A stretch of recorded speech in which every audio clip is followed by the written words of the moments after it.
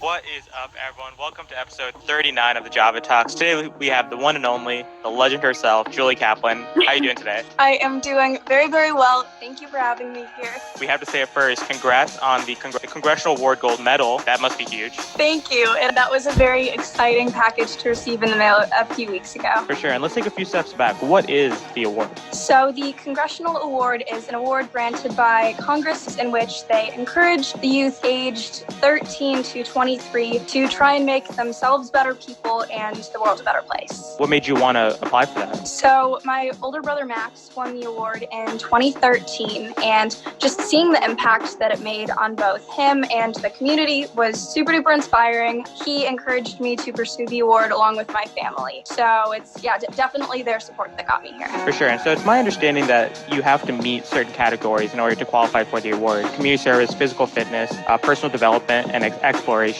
So let's go into each one of those. What did you do for your community service requirement? For my community service, I volunteered at the Community Helpline, which is a crisis hotline in which, I talked to hundreds of callers about a myriad of topics, including suicide, depression, anxiety, grief, the list goes on. And so I started as a listener when I was 16, and this was definitely the most challenging thing I've done in my entire life. As, here I was still wearing braces, and I was, having very challenging and real conversations with people who were 2-3 times my age. Definitely taught me some really valuable skills. I think the biggest of which is that I learned how to listen. I think most people don't listen and instead just wait for their turn to talk. And I used to think that kind of the most important part of a conversation was talking and giving your opinion. I was wrong. I think the real power is in being a really good listener. For sure. That's super deep. I love it. What'd you do for your physical fitness requirement? Yes. So I stabbed people for it.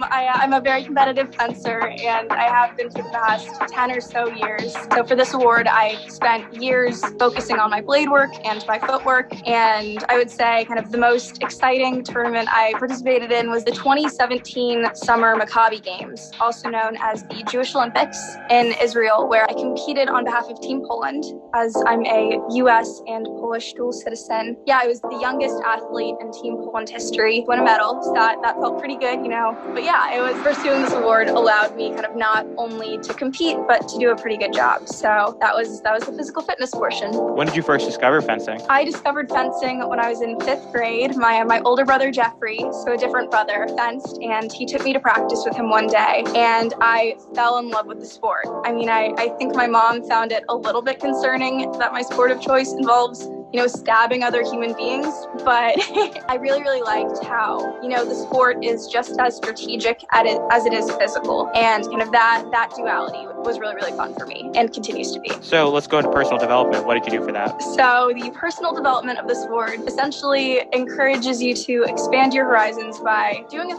essentially as many hobbies as you want. There's no cap, which was good because, I'd like to think that I've changed a lot since, I was a 16-year-old girl. I'm 21 now. I learned how to make the perfect snickerdoodle. I learned magic tricks. I learned origami. I read a ridiculous number of fantasy novels. I wrote half of a romance novel. The list goes on. A lot of eclectic hobbies, but this was the most fun piece, because all you had to do was pursue what was interesting to you. So that's the personal development piece. For sure. And then last but not least, where'd you go? What'd you explore? Yes. So I did a 3-week trip to Colombia. I traveled to Bogota, Medellin, and Cartagena. Definitely I had never been to South America before, and I think I was taken aback by how different and interesting the culture was. And I think in life you learn a lot from people who are very, very different from you, and a lot of the people who I met there, like, such different backgrounds. But it made me very grateful for where I'm from and the life that I live, and has since inspired this kind of life of travel that I have, in which any break that I have, I try and explore. I think since that trip, which was in December of 2018, I've gone to Ukraine and India and Vietnam, all over the world. And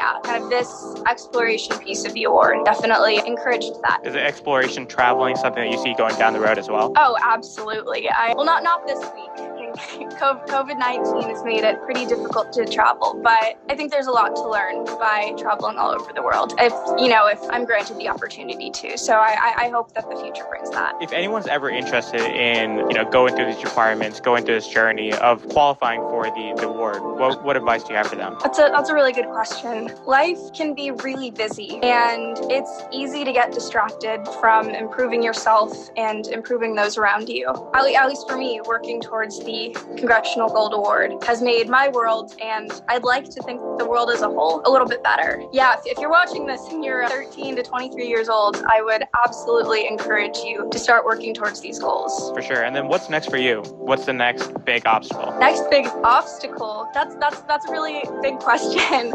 So at ASU, I'm studying finance and political science. Just finished up an internship at a New York investment bank. So I think something that bridges the majors. I'm very interested in the world of microloans and microfinance. So hopefully something there, but I'd be lying if I said I had my future set in stone. Julie, thank you so much for coming on the show. It was great getting to talk with you. Yeah, and thank you for having me.